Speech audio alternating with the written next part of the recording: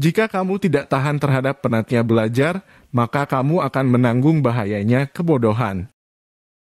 Ilmu itu seperti air. Jika ia tidak bergerak, maka ia akan menjadi keruh lalu membusuk. Aku mampu berhujah dengan 10 orang berilmu, tapi aku akan kalah pada 1 orang yang jahil, bodoh, karena ia tidak tahu akan landasan ilmu.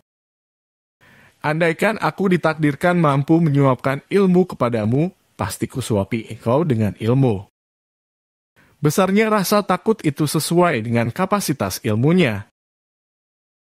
Betapa aku senang jika semua ilmu yang aku ketahui dimengerti oleh semua orang. Maka dengannya aku mendapat pahala meskipun mereka tidak memujiku. Ilmu itu bukan yang dihafal, tetapi yang memberi manfaat. Orang yang berilmu dan beradab tidak akan diam di kampung halaman. Tinggalkan negerimu, merantaulah ke negeri orang. Orang yang mengkaji ilmu faraid dan sampai pada puncaknya, maka akan tampil sebagai sosok orang yang ahli berhitung. Adapun ilmu hadis, itu akan tampak nilai keberkahan dan kebaikannya pada saat tutup usia. Adapun ilmu fikih, itu merupakan ilmu yang berlaku untuk semua kalangan baik muda maupun yang tua, karena fikih merupakan dasar dari segala ilmu. Orang yang pandai akan bertanya tentang apa yang ia ketahui dan tidak ia ketahui. Dengan menanyakan apa yang ia ketahui, maka ia akan semakin mantap, dan dengan menanyakan apa yang belum ia ketahui, maka ia akan menjadi tahu. Sementara orang bodoh itu meluapkan kemarahannya karena sulitnya ia belajar, dan ia tidak menyukai pelajaran. Siapa yang menghendaki kehidupan dunia, maka harus disertai dengan ilmu. Siapa yang menghendaki kehidupan akhirat, juga harus dengan ilmu.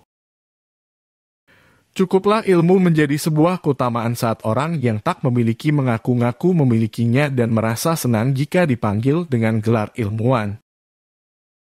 Cukuplah kebodohan menjadi aib saat orang yang bodoh merasa terbebas darinya dan marah jika digelari dengannya. Ilmu tidak akan dapat diraih kecuali dengan ketabahan.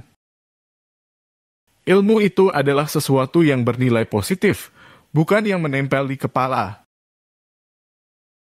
Tujuan dari sebuah ilmu itu adalah untuk mengamalkannya.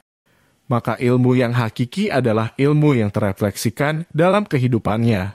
Bukan ilmu yang hanya bertengger di kepala. Jika terdapat banyak kebutuhan yang harus dipenuhi, maka mulailah dari yang terpenting dan mendesak. Barang siapa mengadu domba untuk kepentinganmu, maka dia akan mengadu domba dirimu.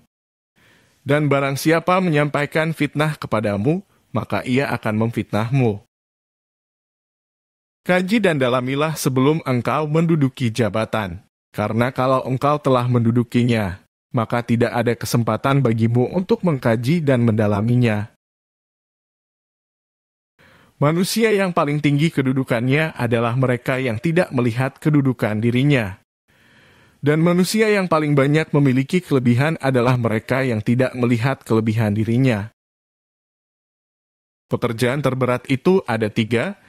Sikap dermawan di saat keadaan sempit, menjauhi dosa dikala sendiri, berkata benar di hadapan orang yang ditakuti. Tiada kesusahan yang kekal, tiada kegembiraan yang abadi, tiada kefakiran yang lama, tiada kemakmuran yang lestari. Sebagaimana Tuhanmu telah mencukupkan rezekimu di hari kemarin, maka jangan khawatirkan rezekimu untuk esok hari.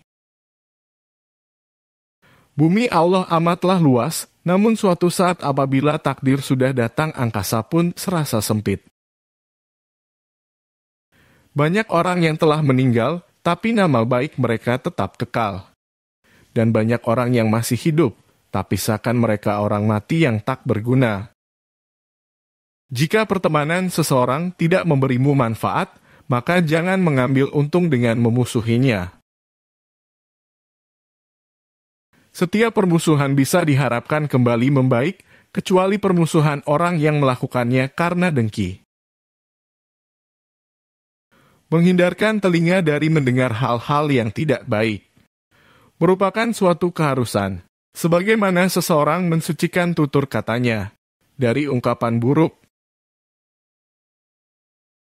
Silakan hina diriku sepuas kalian, aku akan tetap diam saja.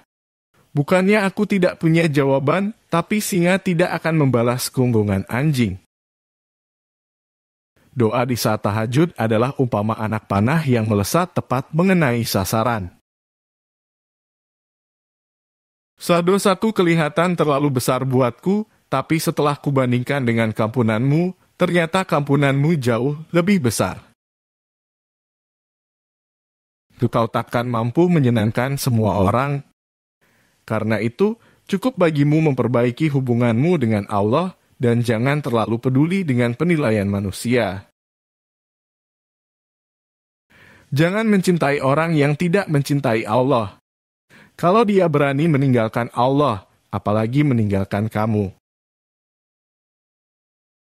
Demikian kami menyajikan quotes terbaik dari orang-orang bijak. Semoga bermanfaat.